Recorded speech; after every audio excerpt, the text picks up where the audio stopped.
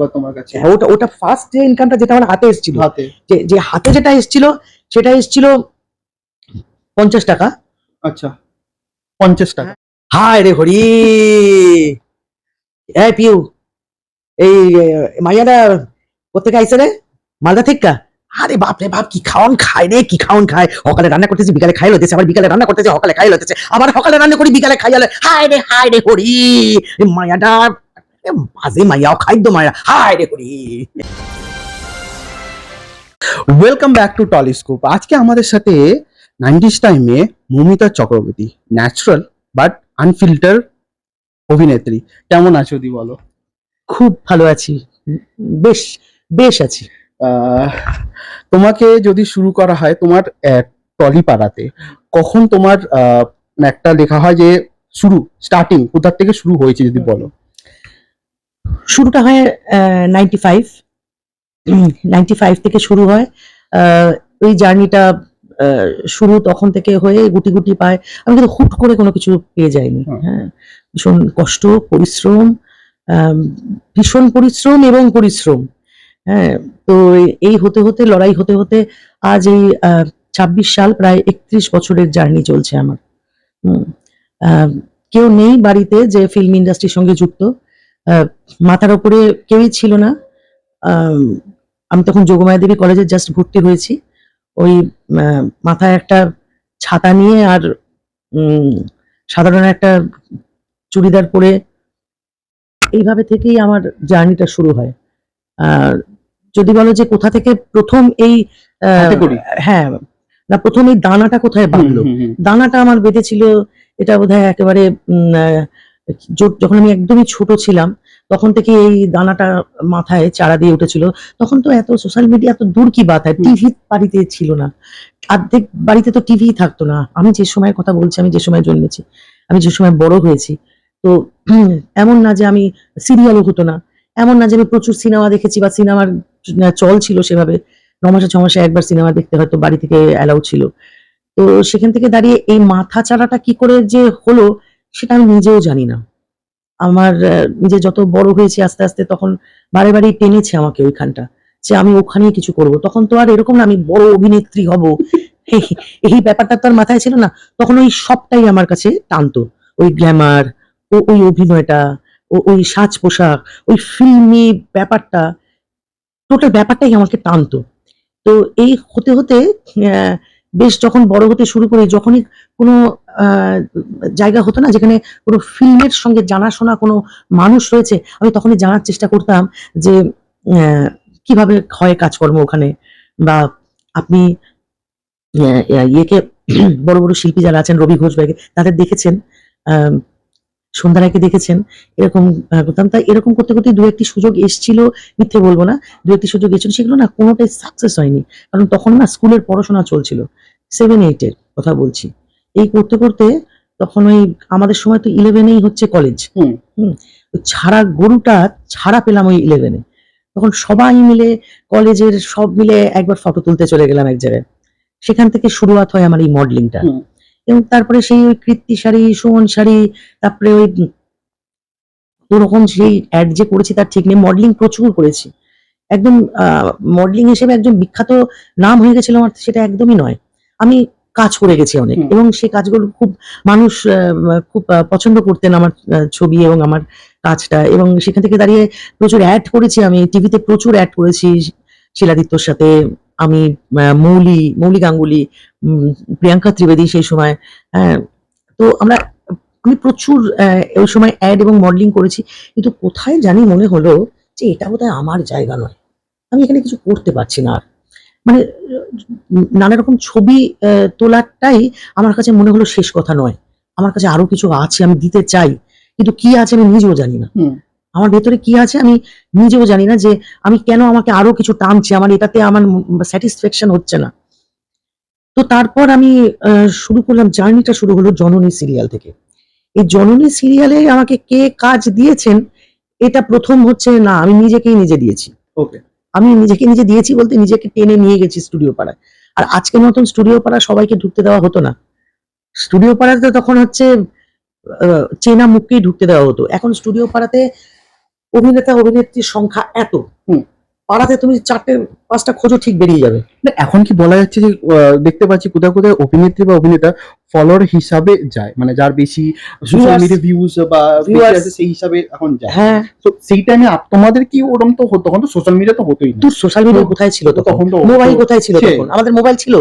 আমি তো তখন ইন্ডাস্ট্রি কেমন ডাকতো আপনাদের? ইন্ডাস্ট্রি ডাকতো মানে কিভাবে, তখন তো কারোর কাছে আমাদের ওই ল্যান্ড ফোনটা ছিল। আচ্ছা, ল্যান্ড ফোন ছাড়া তখন আমাদের কাছে কিছুই ছিল না। তো আমাকে কেউ একদম ডেকে অভ্যর্থনা করে কাজ দেয়নি, আমাকে স্টুডিওতে যেতে হয়েছে, কারণ আমি কাজটা ভালোবাসি, আমাকে যেতে হবে। হুম।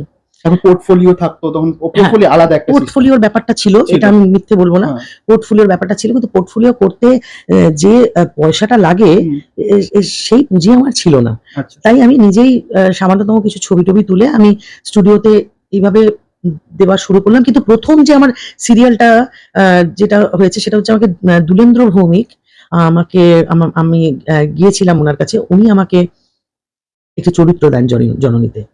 উনি নেই আজকে, কিন্তু উনি আমাকে একটা ছোট চরিত্র দিয়েছেন।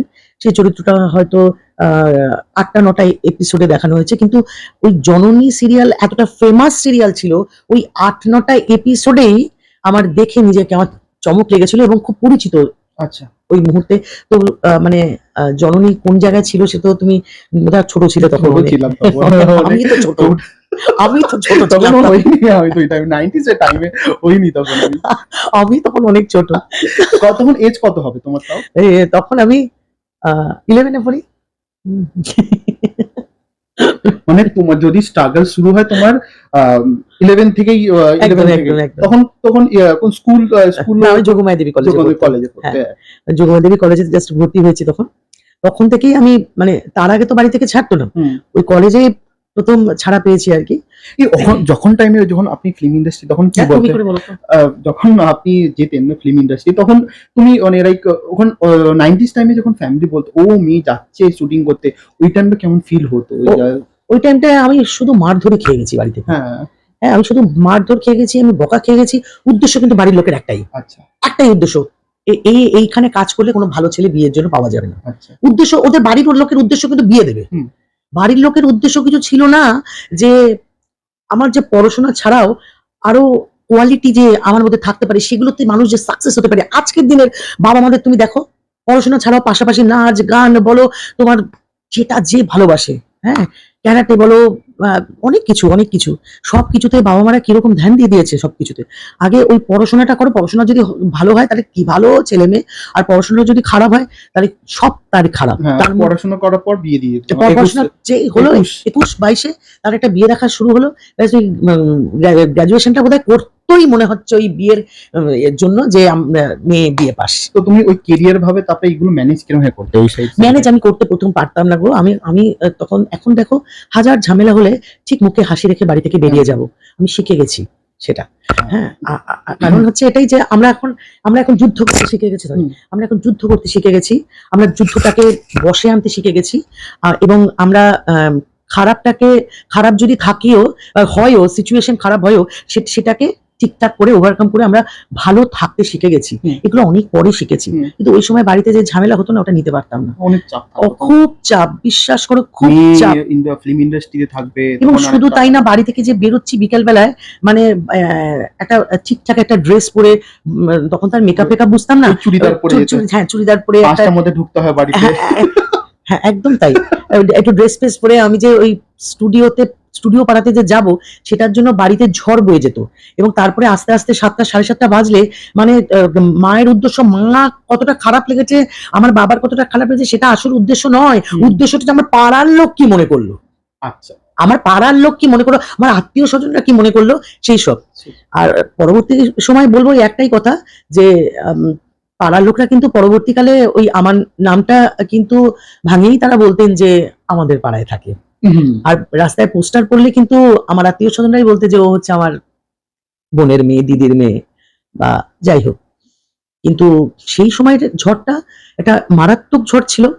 আজকে আমি আমার ছেলে মেয়েকে আমি বলি যে পড়াশোনা শিখে, অবশ্যই পড়াশোনা শিখে আগে না, পড়াশোনাটাকে শেষ করে তুমি যেটা ভালো বুঝবে তুমি সেটা করবে, কিন্তু আমি কখনো চাপিয়ে দেবো না। কিন্তু ব্যাপার হচ্ছে আমাদের সময় চাপিয়ে দেওয়া হতো, বা আমাদের সময় যে প্রতিভাটা থাকতো সেটাকে চেপে দেওয়া হতো। কিন্তু প্রতিভা একটা এমন জিনিস, তুমি চেপে রাখতে পারবে না, ফুলের গন্ধকে তুমি চেপে রাখতে পারবে না, সেটা প্রকাশ হবেই। তো সুতরাং আমার ভেতরে যেটুকুনি আগুন ছিল যে আমি অভিনেত্রী হব বা অভিনয় করব বা আমি কাজ করতে চাই ওই জগৎটাতে, ওটা আমার কাছে একটা মনে হতো আমার নিজস্ব জগৎ, আমাকে ওখানে টানছে কোথায় যেন একটা চুম্বকের মতো।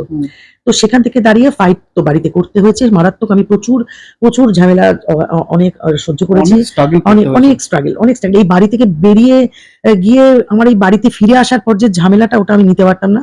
কিন্তু এটা করতে করতে একটা সময় আসে যে সময় অলরেডি আমাকে টিভিতে দেখানো শুরু হয়ে গেছে, এবং সেটা দেখার পর তখন একটু থমকে গেল। তখন মানে যখন তোমার হিট পরপর দিচ্ছিল হিটের, তখন ফ্যামিলি রিঅ্যাকশনটা কি হয়েছিল?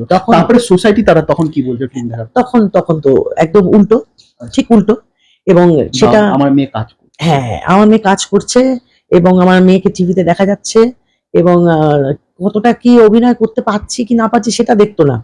হ্যাঁ, কারণ শুধু দেখতো যে টিভিতে দেখা যাচ্ছে, সে বাড়ির ল্যান্ড ফোনটায় ফোন করে অনেকে বলতো যে আরে বুবনের তো ওই সিরিয়ালটা দেখলাম, কি ভালো লাগলো সিরিয়ালটা, বা ওই ছবিটা দেখলাম, আরে ও প্রসেনজিতের সাথে ছবি করেছে, আরে ও সৌমিত্র চ্যাটার্জির সাথে ছবি করেছে।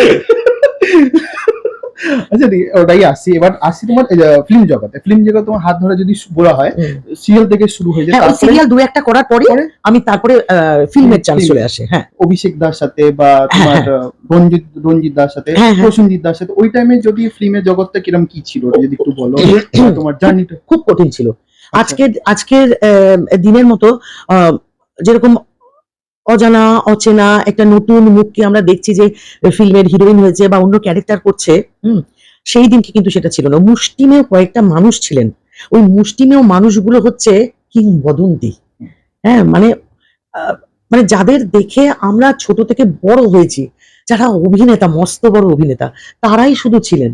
নতুন কেউ এসে ওখানে জায়গা পাওয়া এবং পেয়ে একটা নিজের নাম তৈরি করা, এটা ছিল খুব কষ্টসাধ্য ব্যাপার। আমি এসে দেখেছিলাম যে শুধু মানে প্রথম দিন ফ্লোরে গিয়ে আমি শুধু দেখেছিলাম যে যে মুখগুলোকে আমি দেখছি, আমি প্রথমে দিন ফ্লোরে এসেই কোনো নতুন মুখ নেই, সমস্ত দেখছি যে মানে যাদেরকে দেখে আমি বড় হয়েছি, মানে তাদেরকে দেখে ডায়লগ ভুলে যাওয়ার ব্যাপার আর কি। হ্যাঁ, মানে অভিনয় টভিনয় ছাড়ো, গুলি মারো। তো ওই ফিল্ম জগৎটাই যদি বলা হয়, তো আমি ওইভাবে না আস্তে আস্তে না ওদের সাথে, মানে খুব ছোট বয়সটা ছিল তো, তখন হচ্ছে গড়ার বয়স, তুমি যেরকম ভাবে মূর্তিটা গড়বে মাটি দিয়ে সেরকম ভাবে আজ তৈরি হবে। তো ওই সময় না আস্তে আস্তে গড়তে শুরু করেছি আমিও। এবার আস্তে আস্তে আস্তে আস্তে আমি ওনাদের সাথেই না রপ্ত হয়ে গেলাম।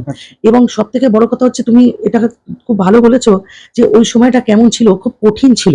যে কজন অভিনেতা অভিনেত্রী কাজ করতেন, মানে তারা মার্বেলাস ছিলেন, মানে তারা যে অনবদ্য অভিনয়টা ক্যামেরার সামনে করতেন, মানে কিছু কিছু সময় নিজের অজান্তে এনজি হয়ে যাবে, মানে আমি অভিনয় দেখছি কিন্তু আমি কিন্তু তারপরে ডায়লগ বলবো, কিন্তু তার অভিনয় দেখছি আমি, মানে অনবদ্য অভিনেতা অভিনেত্রী। তো সুতরাং সেই সময় ঢোকাটাও খুব কঠিন ছিল। কোনো কিছু ভালো কোথায় করেছিলাম গত জন্মে টন্মে কিছু একটা, হ্যাঁ হ্যাঁ কিছু বোধহয় করেছিলাম ভালো টালো, তাই জন্য আমি হয়তো ছবিতে সুযোগ পেলাম। এবং তারপরে হ্যাঁ, এটাও সত্যি কথা, মিথ্যে বলবো না, তখন দেখতে খুব সুন্দর ছিলাম ওই সময়টা। এখনো কি কম সুন্দর নাকি? আচ্ছা, আমি এখন ওই সুন্দর কথাই বলছি। তোমার যে ইউএসপি যে চুলে যে সামনে যে লক্সটা, তখনকার টাইম আর এখনকার টাইম পুরো সেম, কিন্তু ইভেন আমি একটু কনফিউজ। এইটা রেখেছি, এটা বয়স ঢাকার জন্য। না না, এখন সেই বয়স নেই, আমি বলবো রাখিটাকে এটা বয়সটা লাগে। যে ঠাকুমাকে বলবে পিসিমা রোল করে, এটা দেখে মনে হয় আজকে রিয়েল আপনাদেরকে দেখাচ্ছে এক্সক্লুসিভ এই ভিডিওর মাধ্যমে। তো যাই হোক, রচনা দিয়ে এসে তুমি দিদি নাম্বার 1 গেছে, রচনা দিয়ে। আর তোমার বিশ্বাস করো ওই 90s এর টাইম, মানে এখনকার টাইমে কেউ বলবে না যে তোমাদের একটু মানে যাই হোক না, কারণ ফেস দিয়ে। আর তোমার রচনার সঙ্গে আমার তুলনা করো না গো, রচনা আমার বন্ধু হতে পারে, আমার ভীষণ ভালো বান্ধবী। তোমাদের লুকটা দেখে বলবে না তোমরা ওই 90s এর টাইমে অভিনেত্রী। রচনা আমার বান্ধবী হতে পারে, কিন্তু রচনার ডেডিকেশন, ওরে বাবা রে, ও যেভাবে মেনটেন করে, ওর এক চুলো যদি আমি ও সাংঘাতিক। না না, ও সাংঘাতিক। ও বিশ্বাস করো, আমরা ইয়েতে ছিলাম শিলিগুড়িতে আমরা 3-4টে ছবি একসাথে করতে গেছিলাম এক সময়, তখন থাকতাম শিলিগুড়িতে 2-3 মাস একসাথে থাকতাম। তো তো ও আমরা খুব ভালো বন্ধু আর কি, একসাথে আমরা ছিলাম। ও বাবা, ও যা খেতে শুরু করেছিল ওখানে হোটেলে, এবং টানা 1.5-2 মাস যেভাবে ওকে খেয়ে গেছে, আমি তখন ওরকম ভাবে করতাম না ডায়েট তো শুরু করেছি এই বৃদ্ধ বয়সে। হ্যাঁ ওই সময় ও যেভাবে খেত, লাস্টে নিচের হোটেলের মালিক ওই বুম্বাদার বউ অর্পিতাকে বলছে, বলে দিদি শুনুন না, ওই আপনাদের যে উপরে যে হিরোইন আছে না, তখন উড়িষ্যাতেও ফেমাস ছিল, তখন তো এখানে নতুন কাজ করছিল, বলছে রচনা, বলছে হ্যাঁ উনি অসুস্থ হয়ে যাবেন জানেন, উনি পুরো সেদ্ধ করলা খাচ্ছেন রোজ, উনি সেদ্ধ পেঁপে খাচ্ছেন, এবং তারপর বলছে খাচ্ছেন কখন, তাহলে বলছে না উনি খাচ্ছেন উনি, এবং ও 1.5-2 মাস ওইরকম ভাবে টেনে, ও নমস্কার, ওকে আমি পায়ে ঠুকি এরকম ভাবে, ও নমস্কার, ওকে দেখে মানে শেখা উচিত, একটা মানুষের শেখা উচিত যে কি করে মেনটেন করতে পারে। তোমাকেও বলা, তুমিও কিন্তু কম ইয়াং না এখনো, না সেটা শোনো, পিসিমা রোল আমার এটা ঠিক না এটা বলো না গো, এই শোনো একটা কথা বলছি, হিরোইনের যে টাইম স্পেন্ডটা না এইটুকুনি থাকে, আর একজন অভিনেত্রীর টাইম কিন্তু থাকে আমার মৃত্যুর দিন অবধি অভিনয় করতে পারবো। তো আমার অভিনেত্রী জীবনের এতটা সময় ধরে আমি নেব, নাকি আমি হিরোইন হিসেবে করে আমি হাওয়া হয়ে বাড়িতে বসে থাকবো?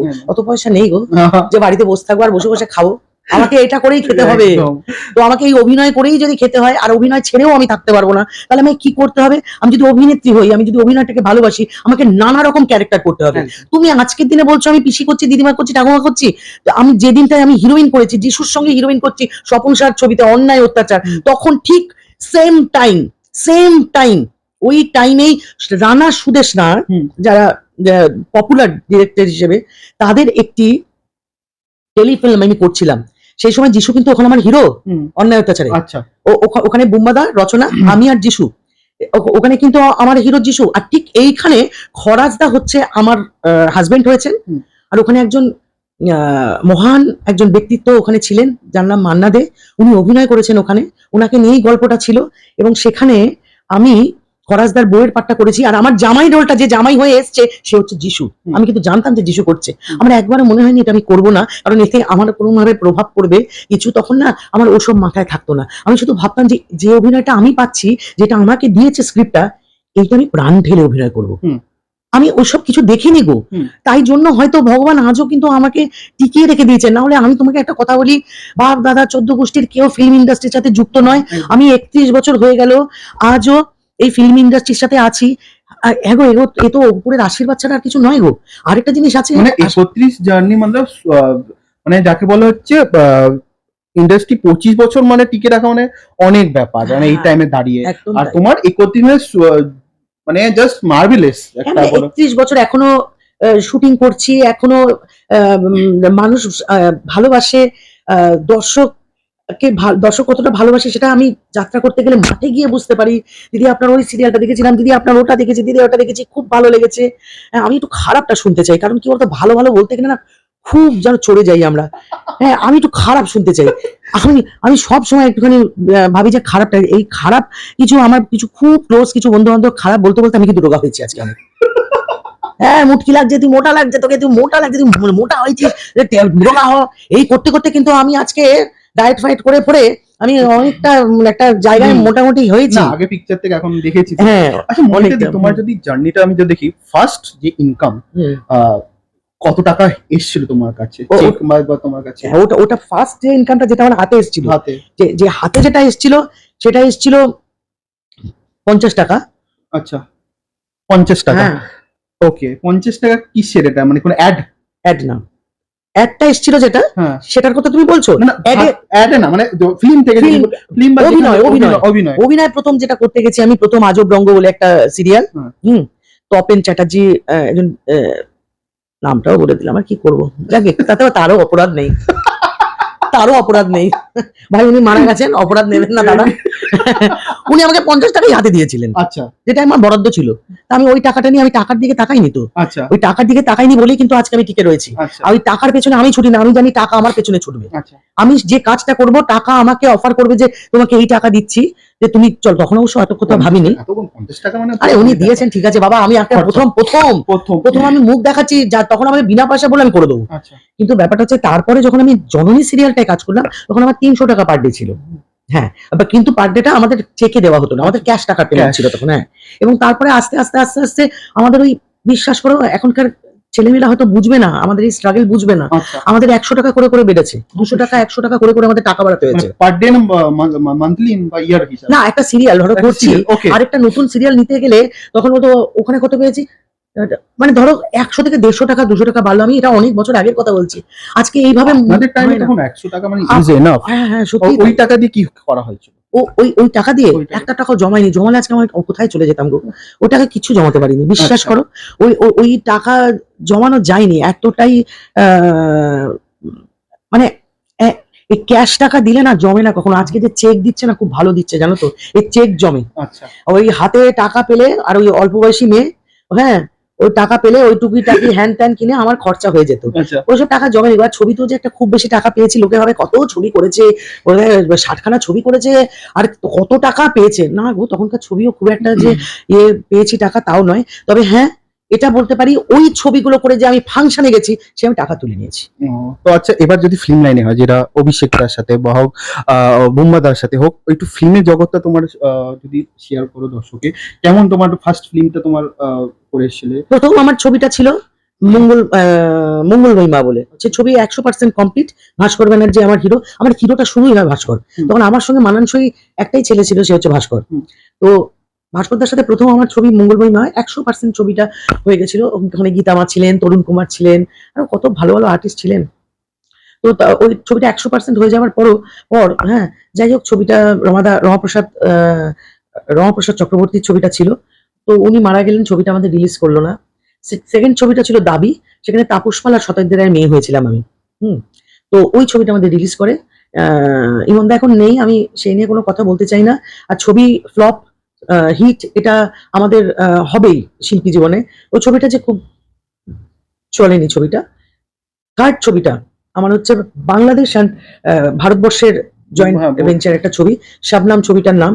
একটা, আমি ওরকম ছবি করতে গিয়ে আমি নিজেকে মনে করেছি আমি কে স্টার হয়ে গেলাম নাকি। আচ্ছা। হ্যাঁ, মানে সে মানালিতে 1.5 মাস ধরে ছিলাম ওই শুটিংটা করে। ওইখান থেকেই ওই স্বপন সাহা খবর মোটামুটি পেয়েছিলেন যে একটি বাংলাদেশের ছবি করতে এখানকারই একটি মেয়ে কাজ করছে। হুম।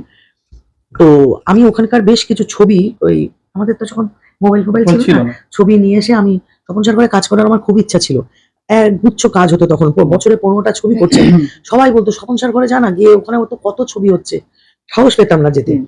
তো কিন্তু ওই শাবনাম রিলিজ করেছিল উড়িষ্যায়, শাবনাম রিলিজ এখানেও করেছিল। হুম। শাবনাম বাংলাদেশে রিলিজ করেনি কোনো একটা ঘটনার জন্য। কিন্তু ব্যাপারটা হচ্ছে যে ওই ছবিগুলো আমি স্বপন সাহার কাছে নিয়ে আসি, নিয়ে এসে আমি ওগুলো দেখাই। এবং স্বপনদা আমাকে প্রথম কাজ দেয় সন্তান যখন শত্রুতে। ও। ওখানে টোটাল অপোজিট আমি ছিলাম। হুম। ওটা বুম্বাদা ছিলেন, রাজ্জাক ভাই ছিলেন, নন্দিনী মালিয়া ছিলেন, তাপস পাল ছিলেন, ঋতুপর্ণা ছিল। মানে একদম এত আর্টিস্ট সমন্বয়ে যে ছবিটা, সেই ছবিটা তখনকার সময় হিট হয়ে যায় ছবিটা। হুম। এবং আমার ক্যারেক্টারটা ছিল নেগেটিভ ক্যারেক্টার। হুম। হিরোইনের ক্যারেক্টার একটা, আমরা তিনটে হিরোইনের মধ্যে ইন্দ্রাণী দত্ত, তাপস পাল, বুম্বাদা, ঋতুপর্ণা হুম। এবং আমি আর টোটা। কিন্তু ওটা নেগেটিভ ক্যারেক্টার ছিল। ওই নেগেটিভ ক্যারেক্টারের জন্য আমি বেশ কিছু, আমি আমার মুখটা কিন্তু নেগেটিভ ক্যারেক্টার মতো লাগতো না তখন। একদম না। এখন তো তাও আমি নেগেটিভ ফাটিয়ে করে দেবো নেগেটিভ ক্যারেক্টার, আমার দারুণ লাগে। কিন্তু ওই সময়টা কম বয়সীতে আরো যেন চাইল্ডিশ ব্যাপারটা ছিল, কিন্তু তার মধ্যে ওই নেগেটিভ কথাবার্তাগুলো কোথায় যেন মানুষের ভালো লেগে গেছিল। এবং ডিরেক্টরদের ভালো লেগেছিল বলেই হয়তো আমাকে অনেকবার দিয়েছে ওরকম চরিত্র, এবং সেগুলো আমি করেও ছিলাম। কিন্তু স্বপন সার করে কিন্তু আর নেগেটিভ ক্যারেক্টার নয়, ওই একটি ছবি করেছিলাম। তারপর থেকে কিন্তু আমি একটু একটু করে স্বপনদার ঘরে আমি মালা গাঁথতে শুরু করেছি। ওই মালা গাঁথতে গাঁথতে গাঁথতে গাঁথতে গাঁথতে গাঁথতে মালাটা সম্পূর্ণ হয়েছে আমার কর্তব্য ছবিতে। কর্তব্য ছবি আমার সুপার ডুপার হিট ছবি, এবং এমন একটি ক্যারেক্টার যে সত্যি আমি হ্যাটস অফ, আমি নমস্কার করি বুম্বাদাকে, যে বুম্বাদার পাশে দাঁড়িয়ে ওরকম একটা জবরদস্ত রোল যে করেছি, এবং সেটা উনি মেনে নিয়েছেন, এবং সেটা উনি অ্যালাউ করেছেন। এটা তো আমার কাছে মস্ত বড় পাওয়া। হুম। আমি কোথা থেকে কত কি এই ফেসবুকে কত কথা শুনি, নানা রকম কিছু নেগেটিভ কথাবার্তা, কিন্তু ওই লোকটা তো আমাকে একটা মেয়েকে যে একটু একটু করে বার করিয়েছে। হ্যাঁ, একটু একটু করে ক্যারেক্টার করে করে আসছে, ওই মেয়েটাকে কর্তব্যর ক্যারেক্টারটা তো করার জন্য ইয়েস বলেছেন। ওটা তো কোনো এস্টাবলিশ কাউকেও তো নিয়ে নিতে পারতো, হুম।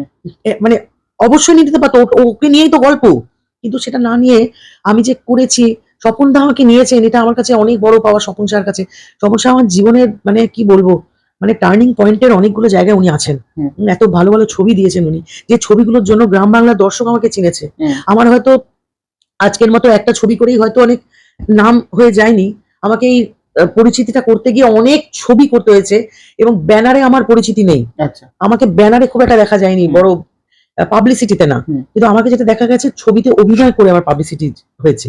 তো সেই জায়গা থেকে দাঁড়িয়ে স্বপন শাহ যে ছবিগুলো দিয়েছেন, বা বুম্বাদার সঙ্গে ওই লাস্ট কর্তব্য ছবি, বা সবুজ সাথী, বা অন্যায় অত্যাচার, বা কুরুক্ষেত্র, বা সবুজ সাথী, হ্যাঁ, সবুজ সাথী।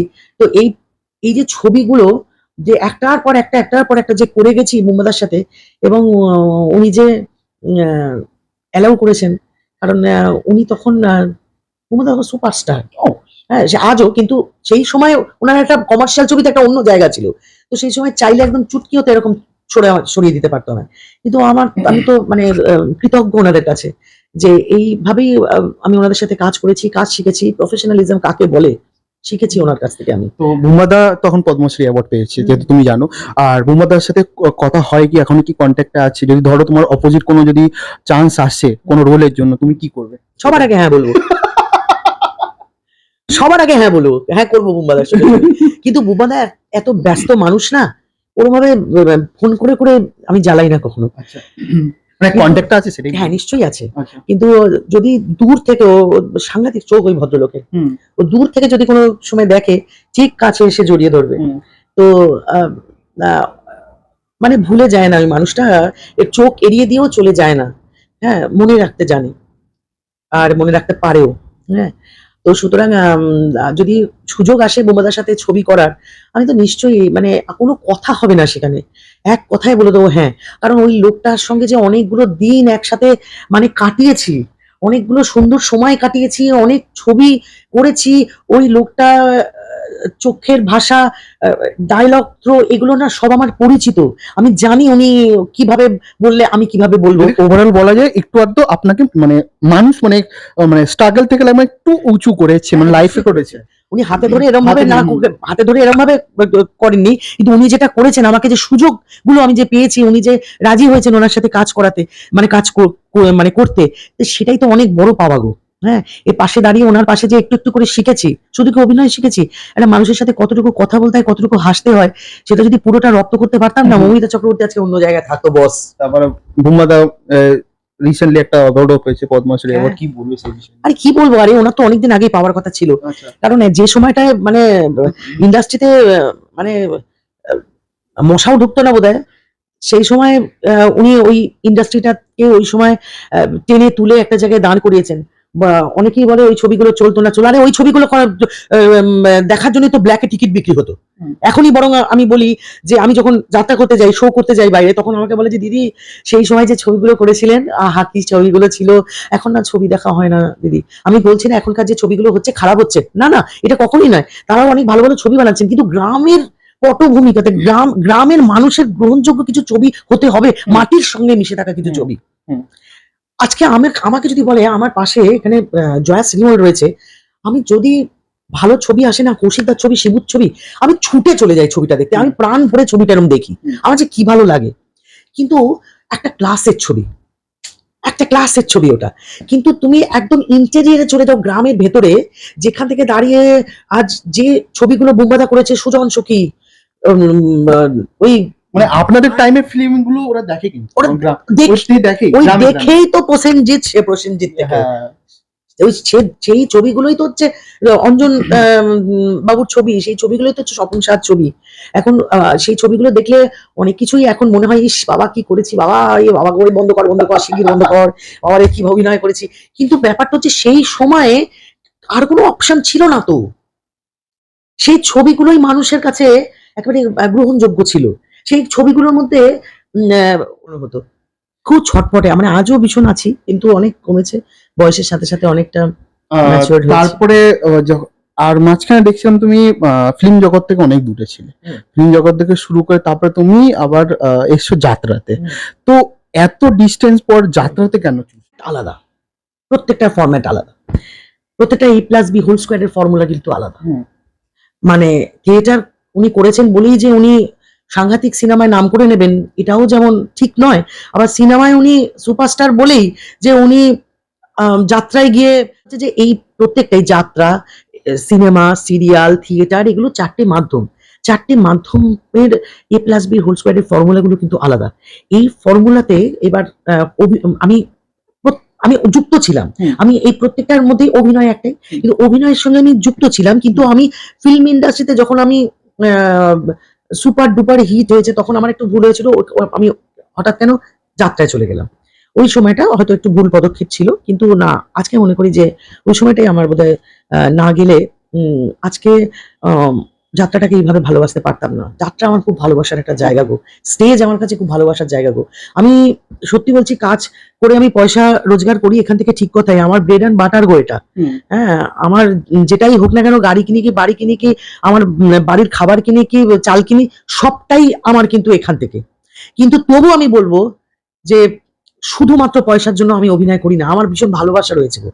আমি স্টেজটাকে ভালোবাসি, আমি ভীষণ ভালোবেসে স্টেজে কাজ করি। এবং সেখানে আমি যখন প্রথম আমি যাত্রা থেকে এই সিনেমা থেকে আমি যখন যাত্রায় গেলাম, সেটা 2005 সাল ছিল।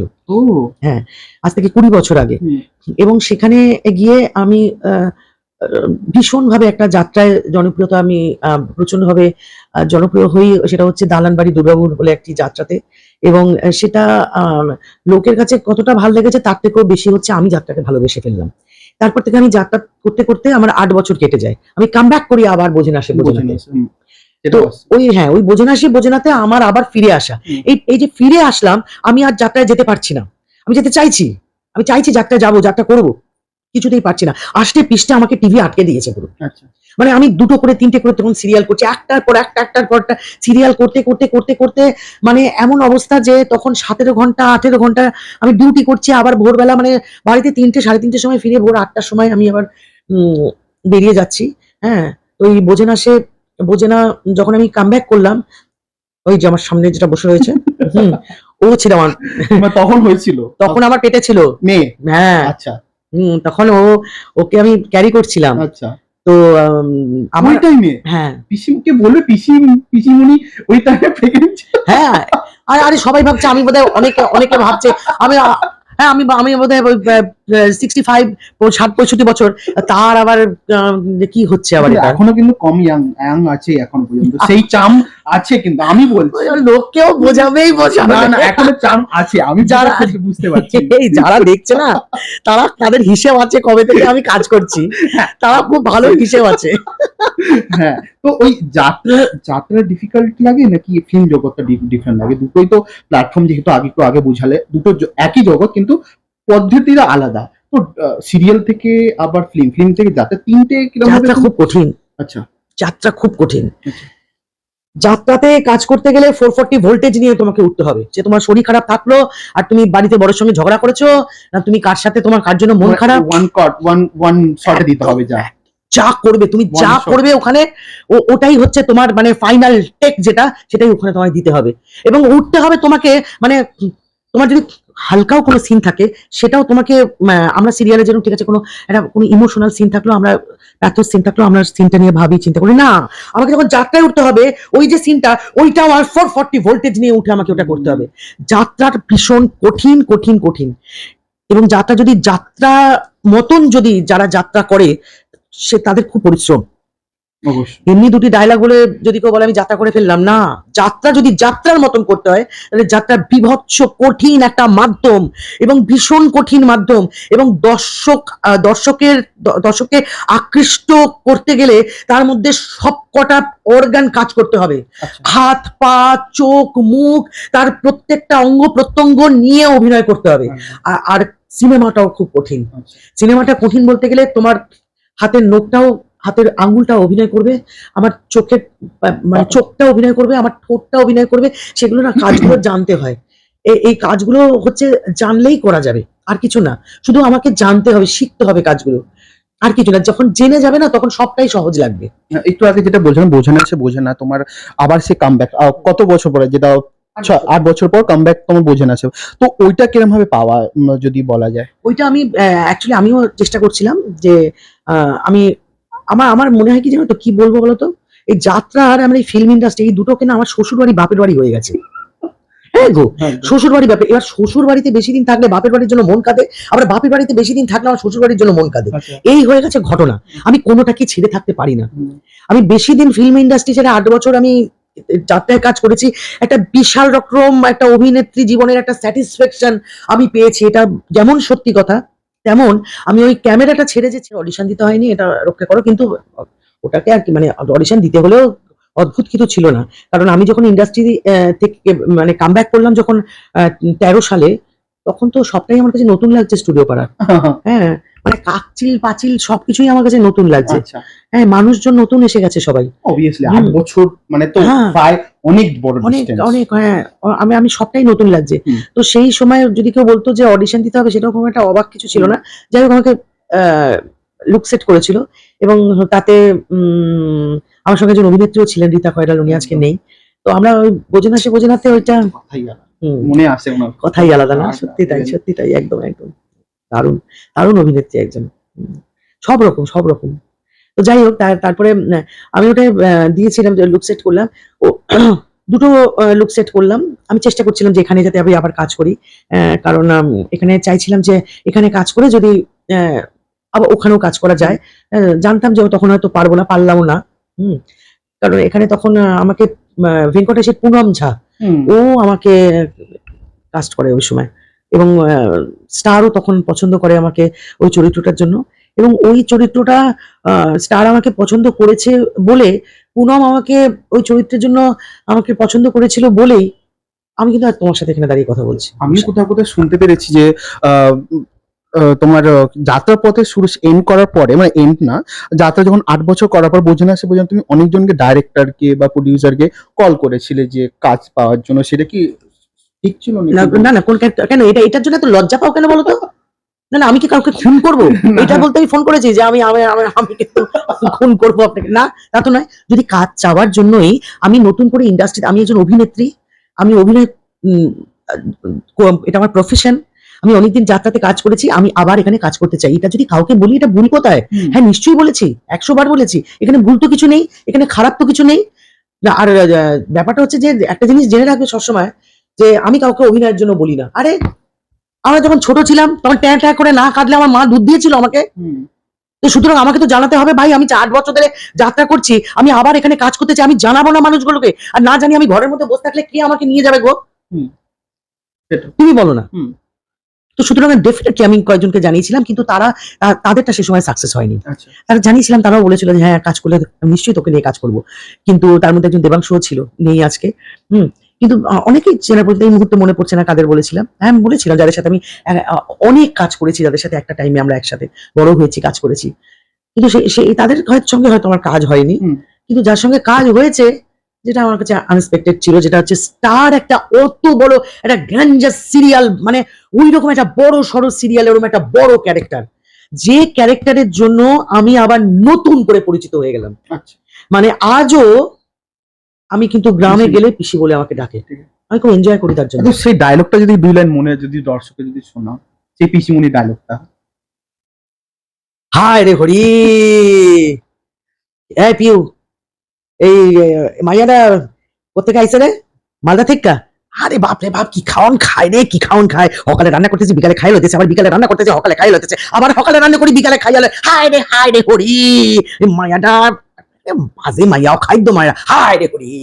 বাবা, অসাধারণ! সেই বোঝে না সে বোঝে না হিট ডায়লগটা, তার সঙ্গে সঙ্গে পরপর সিরিয়াল পাওয়া, পরপর সিরিয়াল পেয়েছি। এবং এবং আচ্ছা, অবুঝে না সে বোঝে না, কি ও সাংঘাতিক কষ্ট করে আমাকে নিয়ে কাজ করেছে, আমার সেটের লোকজন। আর আমি মানে তাদেরকে আমি, ও হ্যাটস অফ, আমি কিভাবে যে কাজ করেছে। সামনে কড়াই রাখতাম, মানে মিষ্টিটা তৈরি করতে যাবে। না না, মিষ্টি তো তৈরি করতাম না, সামনে কি করতো, গ্যাস থাকতো, সামনে কড়াই রেখে দিতাম। জিলিপি। এই মুভিটা দিয়ে পেটটা না বোঝা যায়, মুভিটা দিয়ে পেটটা না বোঝা যায়। দেখ, তখন তো আমার মেয়ে আমার পেটে। হ্যাঁ। তো আমি রান্না করছি যাতে পেটটা না বোঝা যায়, কিছু না কিছু ডাইনিং টেবিলে বসে আছি। হ্যাঁ হ্যাঁ, এই আমি খামু ডাইনিং টেবিলে, খামু রে, এখানে খাবারটা দিয়া দিত, ডাইনিং টেবিলে বসে খাচ্ছি যাতে পেটটা না। কিভাবে যে কষ্ট করে মেয়েটাকে নিয়ে আমি কাজ করেছি, ওই 9টা মাস ওকে মানে নিয়ে। যাই হোক, আচ্ছা, ওই ল্যাঙ্গুয়েজটা কোথাও বাড়িতে বা ফ্যামিলিতে ওরকম ভাবে ইউজ টু হয়ে গেছিল বলতে?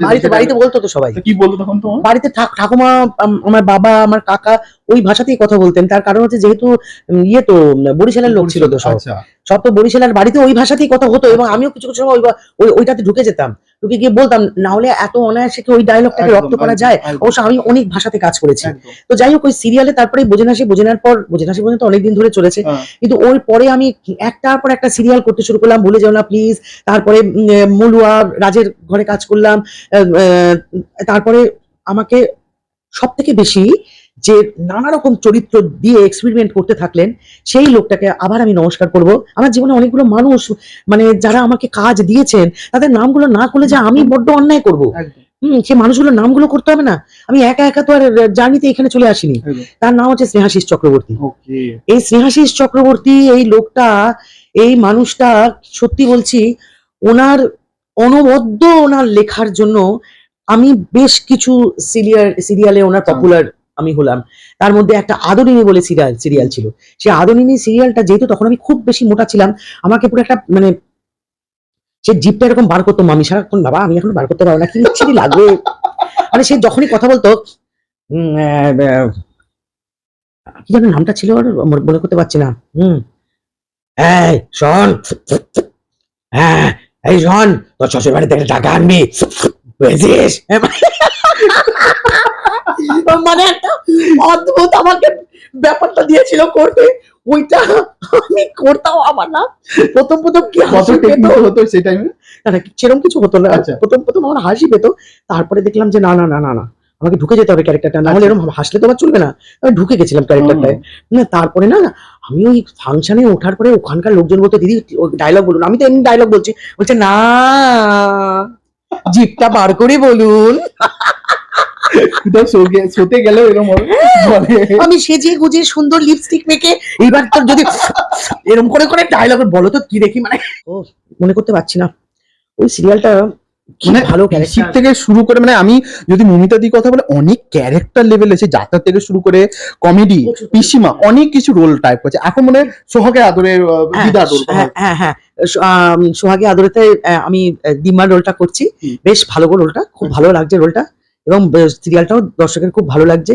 আসলে কি বলতো, আমি যে এই যে অভিনেত্রী হিসেবে যে পরিচিতি নিয়ে থাকতে চাই না, এর জন্য একটা সুযোগ আছে আমার জীবনে, মানে সুযোগ পাই যেটা নানা রকম চরিত্রতে করতে পারি আমি। অবভিয়াসলি আমি নানা সেটাই রকম দেখতে পাচ্ছি, চরিত্র, ওই প্ল্যাটফর্মে আপনাকে সবাই দেখতে পাচ্ছে। হ্যাঁ নানা রকম চরিত্র করতে পারি। আর আরেকটা জিনিস, সেটা হচ্ছে, এটা আমার খুব দুঃখ যে আমি আরো অনেক রকম চরিত্র করতে পারি, কিন্তু সেই বোধহয় সেই সুযোগটা বোধহয় আমি বোধহয় আরো অনেক কিছু দিতে মানে পারতাম। কোন চরিত্রটা তোমার, মানে এখন দাঁড়িয়ে যাও, এখন এই যে টাইমে 26-এ দাঁড়িয়ে তোমার এখন কি ও এমন একটা চরিত্র আছে যে তুমি ওইটা করতে পারলে আমার comedy comedy comedy obviously comedy দিয়ে দাও, ব্যাস, আর কোনো চিন্তা নেই। আমি চাই আমাকে একটা ফাটিয়ে কমেডি কেউ দাও। আচ্ছা সেই কমেডি চরিত্রটা হচ্ছে আমার ওই একটি মাত্র জিনিস, ওটা আমার ভেতর থেকে বেরোয়। একদম কমেডি তো হ্যাঁ, দেখেছি তোমার ওটা অনেক কিছু। ওটা আমার ভেতর থেকে বেরোয়, এবং ওটা আমার মনে হয় আমার জীবন, ওটা আমার জান একদম। তো এইরকম একটা চরিত্র চাই। সেটা এটা না যে সিনেমাতেই হতে হবে, না, আজকাল যে ঘরে বসে সিরিয়াল দেখে না, এটা অনেক বেশি পরিচিত করে দিয়েছে মানুষকে। আমি সিরিয়ালেই এরকম একটা চরিত্র চাই যেটা কমেডি। ছবি হলে দারুণ, ছবি আমি ভালোবাসি, ছোট থেকে তো সিনেমা করেই বড় হয়েছি আমি। ছবি হলে হচ্ছে যেটাই হোক, একটা কমেডি, মানে এমন একটা চাই যে কমেডি চরিত্র। মানুষ হাসতে ভুলে গেছে, টেনশন নিয়ে চলতে মানুষ বিরক্তি হয়ে গেছে, মানুষ হাসতে চায়। আর আমিও মানুষকে হাসাতে ভালোবাসি, আর নিজেও হাসতে ভালোবাসি। একদম, যেটা এখন এর মাঝখানে হয়ে চলে যেটা। আচ্ছা মমিতা দি, যেটা এখন আমি যেটা নেক্সট প্রশ্নতে আসবো, যে এত মানে স্ট্রাগল করে, মানে 31 ইয়ার্স তোমার হয়ে গেছে, 31 ইয়ার্স এর এত আপস এন্ড ডাউন তোমার অনেক গেছে, তো কোথাও না কোথাও তুমি কি ফিল্ম ইন্ডাস্ট্রিতে কোনোদিন কোনো প্রবলেম ফেস করেছো? কি প্রবলেম বলো? প্রবলেম যেরকম ধরো অফার না পাওয়া, যে তুমি আপসেট হওয়া, বা মাঝে মাঝে কাস্টিং যদি বলা হয়, কাস্টিং এর উপরে যেটা বলা হয়, যেটা বলতে চাই, কাস্টিং কাউ যদি সিম্পল ল্যাঙ্গুয়েজ যদি বলি, দেখো, কোনোদিন ফেস করেছো? ফিল্ম সবকিছুরই একটা খারাপ দিক আছে, সবকিছুরই একটা ভালো দিক আছে। আমি যদি আমার মাকে জিজ্ঞেস করি, সব দিক থেকে আলাদা করে তুমি যদি জিজ্ঞেস করো, সব দিক থেকে আপনার মেয়ে একদম ওকে, আমার মা বলবে না, আমি হয়তো আপনার কাছ থেকে এই চাই, আমার মার সেই স্যাটিসফ্যাকশন হয়তো নেই। আমি আমার মায়ের কাছ থেকে অনেক কিছুই চাই, মায়ের মধ্যে সেই জিনিসটা নেই। তো তুমি বাড়িতে গিয়ে তোমার ওয়াইফের মধ্যে তুমি এই চাও, হয়তো পাও না। বিয়ে হয়নি আমার, আর বাবা হবে তো, গার্লফ্রেন্ড তো আছে নিশ্চয়ই। সিঙ্গেল। ঢপের কীর্তন দিল না তো, চুপ করো। হ্যাঁ, আরে থাকাটাই তো সুস্থতা রে বাবা। হ্যাঁ তো বলো। যাই হোক, তা এখন ব্যাপার হচ্ছে যে সবকিছুর একটা ভালো দিক আছে, খারাপ দিক আছে। এবার ফিল্ম ইন্ডাস্ট্রিরও অনেক খারাপ দিক আছে। এবার সেই দিকগুলো টেনে এনে ট্রান থেকে টেনে এনে যদি সেটাকে ইয়ে করা হয়, এটা খারাপ, এটা খারাপ, এটা খারাপ, আরে সব কিছুরই খারাপ দিক ভালো দিক আছে। ভালো দিকগুলো তো ভাই তোমার ট্যালেন্ট আছে, এসো তুমি, অবশ্যই তুমি একটা জায়গায় তুমি যাবে। হুম। আর খারাপ দিক যদি বলো যে দেখো কাস্টিং ফাস্টিং নিয়ে এখন যেটা হয় সেটা হচ্ছে যে দেখো এখানে আগে যেরকম প্রচন্ড ট্যালেন্টেড শিল্পীদের এটা জায়গা ছিল, হুম। আজকে তুমি যদি বলো তাহলে সেটের মধ্যে যাওয়ার পর অনেকেই আছে কাজ জানেন না, হুম। দেখতে পাচ্ছি হুম। আর জানেন না, অথচ কিন্তু এখানে কাজ করছে। চান্স পেয়েছে। কি করবে বলো তুমি? ওই যে ফলোয়ার্স হিসাবে, ফলোয়ার্স হিসেবে ওটা গুলি মারো, social ফলোয়ার্স তো media। আছেই, হুম। তো যার ফলোয়ার্স বেশি তার এখানে আহ, আহ, কাজ হয়ে তাই যায়, তো শুনেছি হচ্ছে আজকে। তাই হচ্ছে। তো তাছাড়াও কি করে হবে বলো তুমি? এতগুলো সিরিয়াল হচ্ছে, এতগুলো। এত সিরিয়াল হচ্ছে, তারপর কোথাও কোথাও কাস্টিং তো চাই। কাস্টিং অবশ্যই, কিন্তু কি কোথাও করবে? কোথাও কোথাও আবার এইটা বলা হচ্ছে যে সিরিয়াল বলুন, গল্প, ফিল্ম, বেঙ্গলি ফিল্ম ইন্ডাস্ট্রিতে না এখন ওই সিরিয়াল ক্ষেত্রে যদি বলা হয় একই ঘে হয়ে গেছে, ওই দুটো মেয়ে একটা নায়িকা, ঠিক আছে, ওই ওই একই ঘে তোমাকে আগে বলেছিলাম না হুম। এটাই, এই কথাটাই। হুম। ব্যাপারটা হচ্ছে যে শোনো, ওই আমি তো সব থেকে বেশি আমি মানুষের সাথে বেশি আদান প্রদানটা বেশি হয়, যেহেতু শো করতে যাই বাইরে, হুম। হ্যাঁ, সারা পশ্চিমবঙ্গের কিনারায় কিনারায় যাই, সবার সাথে আমার মোটামুটি কথা হয়। সবাই একটাই কথা বলে যে ও ওই যে আপনাদের এই দুটো বউ আর একটা বর অসহ্য হয়ে যায়, বিরক্তি লাগে, ভালো লাগে না।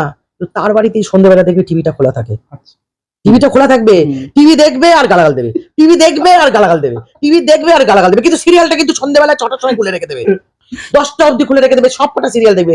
সেই সিরিয়ালটা অসহ্য লাগে দেখতে, বিরক্তি লাগে দেখতে, কি যে হচ্ছে কিছু বুঝে উঠতে পারছি না, তাহলে বন্ধ করে দে, হুম। কিন্তু চালু রাখবে। আচ্ছা। তো তার জন্য তো টিআরপিটা বাড়ে। হুম।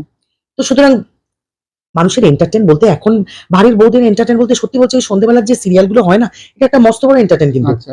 হ্যাঁ, আমার শাশুড়ি বউদের মধ্যে কোন হ্যাঁ, স্মৃতি কারোর যেটা এগুলো বলে? ভালো লাগে গো, হ্যাঁ। কারোর এই জিনিসগুলো ভালো লাগে। ভালো কিছু সিরিয়াল, আমি নাম বলবো না, কিছু ভালো, এমন ভালো সিরিয়াল, এমন ভালো সিরিয়াল, এমন ভালো সিরিয়াল হয়েছে, তার টিআরপি ছিল না, আচ্ছা। তার টিআরপি ছিল না, কিন্তু সেই সিরিয়াল দেখলে তোমার মনে হবে যে একটা সিরিয়াল, আহা কি ভালো। কিন্তু যখনই তুমি এখনকার যে সিরিয়ালে যেই তুমি কিছু ক্যাঁচাল বানাবে না, দেখবে লোক হয়ে যাবে, হ্যাঁ। সেটা নিয়ে আবার সমালোচনাও তুমতে হবে। হুম। হুম। আরে বাবা, আমার কিছু না হলে তবেই তো বদনাম হবে বাবা। হুম। আমার যদি কোনো বদনাম না থাকে, আমি কি তাহলে অভিনেত্রী বলো দেখি? আমি অভিনেত্রী, হুম। আমার কিছু লোক একটু বদনাম করবে, আমার একটু খারাপ বলবে। এই আজকের এই ধরো ইন্টারভিউটা দেখে কিছু লোক কত কিছু হয়তো বলবে, ভালো যারা বলবেন তারা তো এই যে নমস্কার করলাম, হুম। আর যারা খারাপ বলবেন যদি সত্যিকারের খারাপ হয়, আমি ওটা নিয়ে নেবো, হুম। আমি ওটা নিয়ে নেবো। হুম। ভাই এইটা থেকে আমার শিক্ষা হওয়া উচিত। হুম। আর কিছু আছে যারা বলে একটা জ্যাকেট পরেছে, জ্যাকেটটা ছেঁড়া, কিন্তু হুম। এটা আসলে ছেঁড়া না, এটা স্টাইল, স্টাইল ওনার কাছে ছেঁড়া লাগছে। সেরা লাগছে। জেনজি টাইপ, আজকাল তো সব জেনজি হয়ে গেছে। তো তুমিও সেই ইউজ টু হয়ে গেছো জেনজির মতো। এবার এইগুলো নিয়ে চলতে হবে ভাই, এইটুকু যদি না অভিনেত্রী হয়ে না শুনতে হবে যে এইটা খারাপ ওইটা খারাপ, কেন খারাপ বলছে ভাই, আমি অভিনেত্রী, আমাকে ভালো খারাপ সবটা শুনতে হবে, ঠিক আছে? এইটা নিয়ে এত মাথায় রাখলে চলবে না, হ্যাঁ। এত মাথায় রাখলে চলবে না। হ্যাঁ, নেবে মাথায় কোনটা, যে খারাপটা বলছে সেই খারাপটা কি বলছে খারাপ না, এটা তো এই খারাপটা তো আমার নেওয়া উচিত, কারণ সত্যি তো এই কস্টিউমটা তো আমি ভালো করিনি, এই কস্টিউমটা উনি আর যেটা বলছেন ঠিকই তো, না এটা এটা আমাকে চেঞ্জ করে নেওয়া উচিত। হুম। বা এই যে এইটা উনি বলছেন যে, যেমন আমি, আমাকে যেমন একটা সিরিয়াল বলেছিল, বাবারে কি মোটা লাগছে গো, কি মোটা লাগছে, তো আমার এটা কোথায় আঘাত করেছিল তো। হুম। তো সেখান থেকে দাঁড়িয়ে আমি একদম ক্যাটরিনা কাইফ না হতে পারি, কিন্তু আমি তো রোগা হয়েছি রে বাবা। আচ্ছা, এবার লাস্ট দিকে যাব। মমিতা দি, তোমার সাথে উত্তম দার হুম।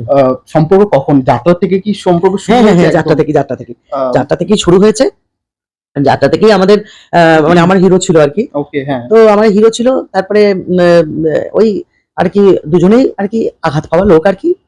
হ্যাঁ, হুম, তো জানি। তারপরে পুরনো পুরনো। হ্যাঁ, মানে আমরা দুজনেই আঘাত পাওয়া লোক আর কি। তারপরে দুজনেই ঠিক করলাম যে বিয়ে থা করবো, খুব কম টাইমে 1 মাসের মধ্যে আমরা আচ্ছা। বিয়ে করি। আর 1 বছরের আগেই আমার ছেলে হয়ে যায়, সে ছেলে বড় হয়ে যায়, সেই ছেলে সিবিএসসি দিচ্ছে এবার, বাহ, একটা মেয়েও আছে তোমার। মেয়েও আছে, হ্যাঁ। মেয়েটা বোঝে না, সে বোঝে না করতে করতে হয়েছে, এটা এখন 6 এ উঠবে। এই করতে করতেই সংসার আস্তে আস্তে বাড়তে বাড়তে কখন যে চলে এসছে। এখন উত্তম দাকে আমি খুব একটা চিনি না। এখন উত্তম দা আমাকে যে দুটো দিয়ে দিয়েছে, আমার ফোকাস এখন ওই দুটোতে, যে ওদের কি করে ওদের মানুষ করব, ওদের কি করে বড় করব, ওদের, আমার জীবনটা তো অনেকটাই হয়ে গেছে। এখন আমি আমাকে নিয়ে যত না ভাবি, নিশ্চয়ই ভাবি আমাকে নিয়ে আমি কিভাবে নিজেকে ভালো রাখবো। আমি নিজেকে ভালো রাখতে পারলি তো ওদেরকে ভালো রাখতে পারবো, সেটা ঠিক আছে, কিন্তু ও আমার ফোকাসটা হয়ে গেছে ওদের, যে মানুষ করব কিভাবে, ভালোভাবে, সুস্থভাবে, সুন্দরভাবে। এইটাই হচ্ছে আসল ব্যাপার। তোমার এত ফিল্ম জার্নি যদি দেখায়, তো তোমার ছেলে মেয়েকে কি এই লাইনে কি আনতে চাও, নাকি ওদের উপরে নির্ভর করছে? দেখো, আমি একটা কথা বলছি, ছেলে আসবে না এটা এখনই বলে দিলাম তোমার। ছেলে এখানে আসবে না, কারণ ছেলে হচ্ছে ইঞ্জিনিয়ারিং থেকে জায়গা হচ্ছে। আচ্ছা, ও কি করবে, কতটা কি করবে, ওই গাছ তোমার পরিচয় কি ফলের পরিচয়, রেজাল্টটা বেরোক, তারপরে দেখা যাক, তারপরে ডায়লগ বাজি বেরিয়ে যাবে তখন। এবার আমরা একটা ছোট্ট গেম খেলবো, সেটা হচ্ছে র্যাপিড ফায়ার গেম। আমরা এখন শুরু করব, তার আগে বলবো তোমাকে ওয়ান ওয়ার্ডে বলতে হবে, ঠিক আছে? র্যাপিড ফায়ার কোশ্চেন, সেটা হচ্ছে কফি না টি? কফি। শাড়ি নাকি ওয়েস্টার্ন? শাড়ি। মর্নিং শুট নাকি night shoot? Night shoot. Favourite co actor কে? ফেভারিট কো অ্যাক্টর যদি বলি, তোমাকে যদি বলি আমি, বুম্বাদা বা অভিষেক দা? বুম্বাদা। বুম্বাদা। বুম্বাদা নাকি উত্তম দা? কোন উত্তম দা? এই দূর তো, বুম্বাদা। বাবা। আচ্ছা, মাটন নাকি চিকেন বিরিয়ানি? চিকেন মাটন সব আমি 26 বছর ধরে ছেড়ে দিয়েছি। ও, এখন কি পুরো আমি ভেজ, পুরো ভেজ মানে? ওকে, আচ্ছা, তাহলে ভেজের মধ্যে কি তাহলে কি পছন্দ ভেজে যদি বলা হয়? এই দাঁড়াও না, শোনো না, একটা কথা মাঝখানে বলবো একটু। ভেজ মানে আমি ডিমটা খাই, আমি মাছ মাংসটা ছেড়ে দিয়েছি, ভেজটাই আমি বেশি খাই, খাওয়া হয় না। ডায়েটের জন্য নাকি বন্ধ করে? না, আমি একটু পশু প্রেমী আছি, বুঝলে, আমি ওইসব বাজার টাজার আমি সব কাটাকুটি দেখে নিয়েছি, তারপর থেকে খাই না। আচ্ছা, মেকআপ না no makeup look? No makeup look. No makeup, simple. আচ্ছা, যদি তোমার পাহাড়, যদি ট্রাভেল বলি, পাহাড় নাকি সমুদ্র? হ্যাঁ, দুটোই, কিন্তু সমুদ্র একটা আলাদা টান। ওয়ান ওয়ার্ড অ্যাবাউট ফ্রেন্ডসদের কি বলবে তোমার ফ্রেন্ডসদের?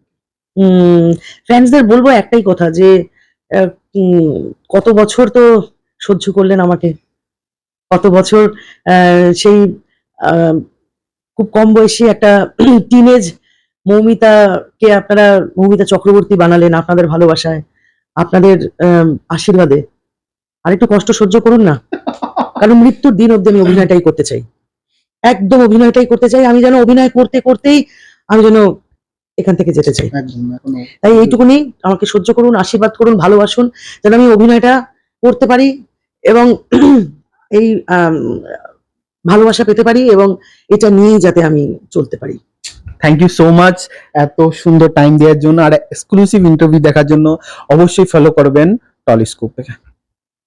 আমাদের ভিডিও ভালো লাগলে লাইক এবং শেয়ার করুন, কমেন্ট সেকশনে গিয়ে জানান আপনাদের মতামত। কোথায় থেকে দেখছেন সেটাও আমাদের জানাবেন, তাহলে আমরা বুঝতে পারবো কত দূর আমরা পৌঁছতে পারলাম। আরও ভিডিও পেতে আমাদের চ্যানেলটি সাবস্ক্রাইব করুন এবং প্রতি মুহূর্তে আপডেট পেতে প্রেস করুন পাশে থাকা বেল আইকন।